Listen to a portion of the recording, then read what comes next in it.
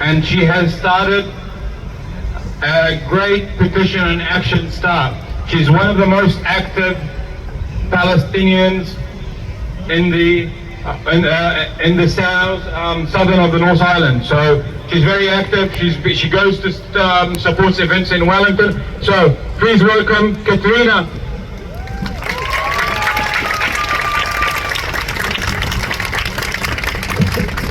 I need to get closer. You are humanity. You are morality. We will survive because of you. So look around at the person behind you. Look at the person next to you. At this time of celebration of Christmas, when there is death all around us, and know that you are not alone. And I commend you, and I thank you, and all Palestinians thank all of you for being here. Because the only thing that we have now as Palestinians that is saving us from total annihilation or survival is the voice of the people. So put your hands up for you.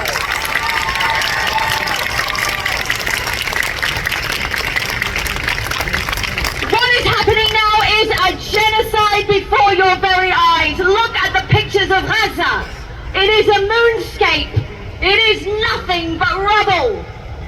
Underneath that rubble is the stench of death, and most of them children. If you are 15 years old, 14, 13, 12 and under, put your hand up. Look around you at these little ones. They would not be here today if they were in Gaza. And they would not be here today if they were in the West Bank. My son, who is 15 and full of resistance, as we should be. Not terrorism, but resistance.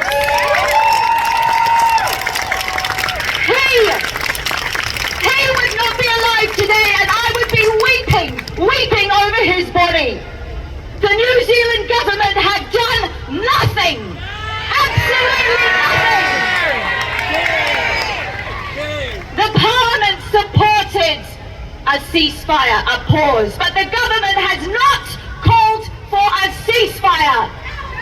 We at this point, we as humanity are dying under the reign of our international governments, and we will not stand for it. And that is why you are here, for our generation, for the future generations, for the rights of all civilians.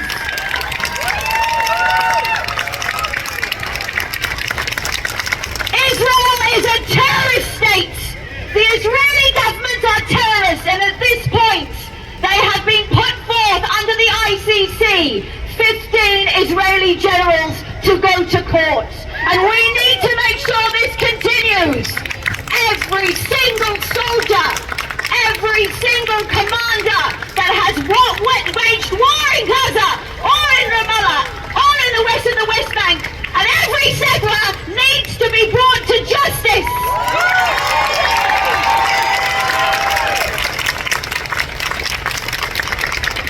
Israel is not a nice country.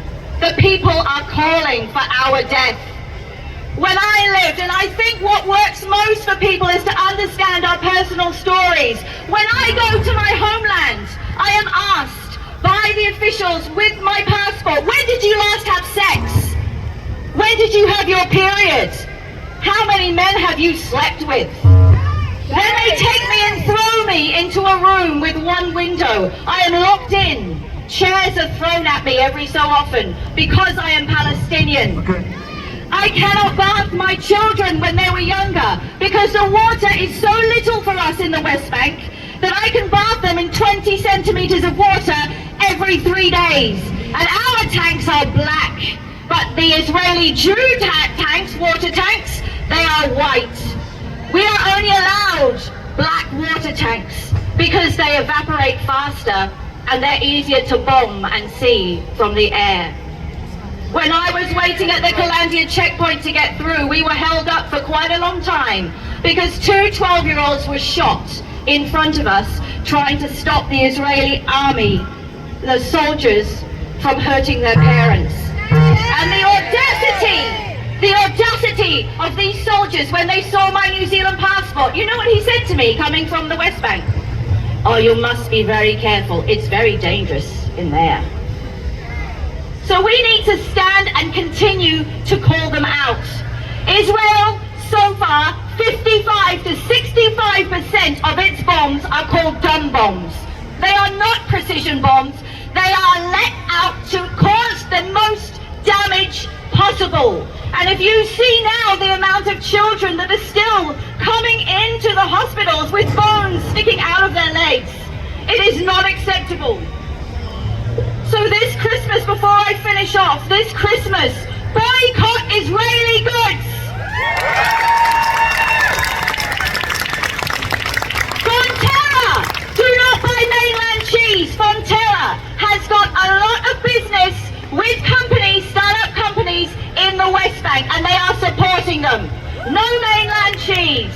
Look up all of what Fonterra is supplying. No Cadbury, no Nestle, no Huggies, no Nescafe. The list goes on and on. Finally, this is so important. As I said when I started, we are all we have, and around the world, you are loved. And you are part of a global growing community that is making their voice heard and making the change that we need. So I have started a petition. This is a very important petition. It's called Genocide in Gaza. And it is calling out the New Zealand government for not fulfilling its legal obligations. Every state, as part of the UN, has legal obligations that they are flouting. It's difficult to talk about erga omnes, jus cogens. There's a lot of law speak, but basically any country that causes genocide in another, the country states, like New Zealand, are supposed to stand up and stop it before it happens, or if it begins to do everything in their power to stop. So if you sign this, I've said I want to get to 21,000, but I would love to get 500,000!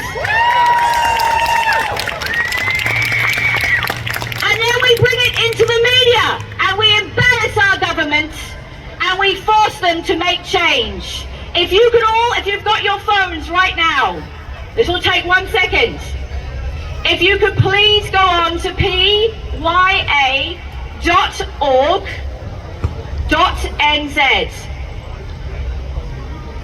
You will see, and you can read it, you will see the petition.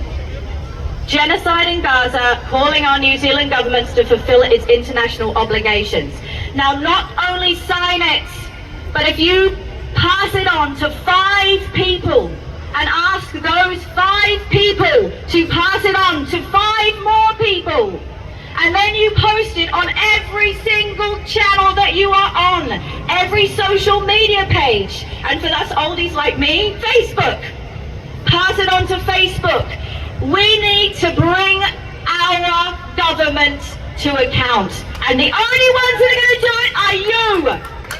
My love for you is so immense, as I know my family in Gaza. I lost 3 members of our extended family in Gaza in the church that was bombed, and my family in the West Bank and in East Jerusalem are absolutely petrified. But we all think that you are amazing, and we thank you from the bottom of our hearts. And your tears are my tears are your tears, because we are one. We are humanity, and we are the right way forward. Shukran Iktir. Thank you so much.